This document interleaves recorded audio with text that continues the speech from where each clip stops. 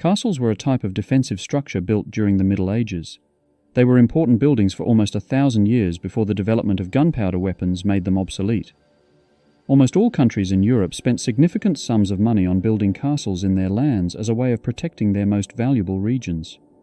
Castles appeared in England in particular because of the Norman invasion in AD 1066.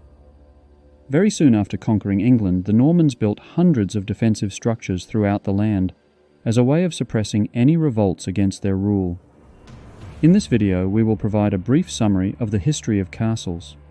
Most people associate castles with huge stone complexes with high walls and turrets. However, the earliest castles did not start out this way. Castle building was an art form that developed over centuries, and it wasn't until the High Middle Ages that the massive structures we know today existed. The very first types were called Motter and Bailey castles, which were mostly built from wood, not stone. Usually, a lord would find a hill, known as a motter, to serve as a strong defensive position. They would then construct a wooden wall around the top of it. At the bottom of the hill, a second wooden defensive wall was built called a bailey. The motte and the bailey were often connected by a door or bridge that could be closed or raised when required. Often, the builders would dig a moat around both the motte and bailey as an extra line of defense. Since the motte and bailey castle was predominantly made from wood, they were relatively quick and cheap to build. Most medieval castles began in this way, but over the centuries were replaced or upgraded to later versions. Over time, medieval lords wanted a more durable defensive structure than a wooden motte and bailey. This was due to the fact that attackers could easily burn wooden structures. Therefore, designers started incorporating stone into their castle plans. The first stage of this process was building a structure called a keep in the center of an existing castle. A keep was a stone tower that could be used as a final line of defense to fight off attackers, or could be used for storage or administration in peacetime. Keeps could have several floors inside, which would allow defenders to stand above any potential attackers and give them an advantage. Once stone keeps became common, designers then replaced older wooden walls with thick stone walls. These were far more durable and allowed soldiers to stand on them and attack their enemies. If a landowner had enough money, they could now design an entire castle made from stone. Besieging enemies would be faced with the prospect of not only having to get over stone walls, but also trying to capture a stone keep. By the 12th and 13th centuries, castle architects had begun creating castles with more than one outer wall. They realized that for each wall that attackers had to get over, the better chance the defenders had of surviving a siege. Multiple surrounding walls were called concentric walls. A clever part of the design of concentric walled castles is that if the different walls were of increasingly greater heights, defending archers would always have the better position and be able to shoot down on their opponents.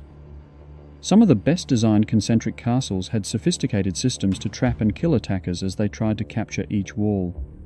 The space between two sets of walls was known as the killing field, as people trapped there could neither retreat nor survive long enough to attack the second wall. Some castles had false alleyways, which attackers would run down, but then be caught in a dead end and be killed from above. As castle designs became more sophisticated and difficult to attack, medieval engineers had to think up creative ways to overcome the castle's strong defensive position. Here are some clever strategies people used to capture a castle.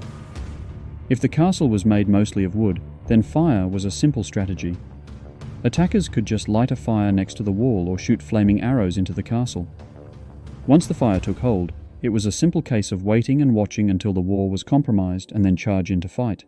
However, if the attackers were facing a stone keep or walls, this would be ineffective. Attackers could take their chances with a traditional hand-to-hand fight. They could bring a series of ladders, which soldiers could lean against the castle walls and climb up to engage the defenders. However, fighting an enemy while holding onto a ladder usually put the attacker at a disadvantage.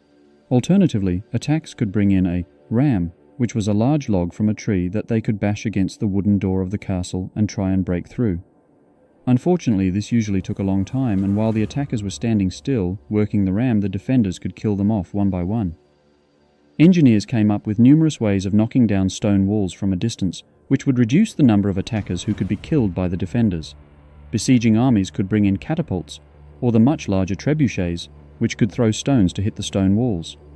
If enough stones hit the wall in the same place, it would eventually collapse, and the attackers could charge through the newly created gap. Alternatively, An attacking army could undermine the stone walls. This involved miners digging underground and tunneling through the soil below the walls. Due to the immense weight of stone walls, the tunnel would collapse, and the wall above it would as well. Often, to increase the effectiveness of this method, attackers would load up explosives in the tunnel and increase the amount of wall that would collapse with a controlled explosion. If all else fails, a prolonged siege was the best strategy. If an attacking army could surround a castle entirely, they could cut off food and water supplies reaching the defenders. Eventually, if no other army came to help rescue the defenders, the people in the castle would run out of food and would have to surrender. No matter how thick a stone wall was, if a defender didn't have enough food and water to survive, a castle was useless to them. I hope that you have enjoyed this quick journey through the history of medieval castles. If you'd like to learn more about the Middle Ages, be sure to check out our video on the Black Death. I will see you again soon in our next video.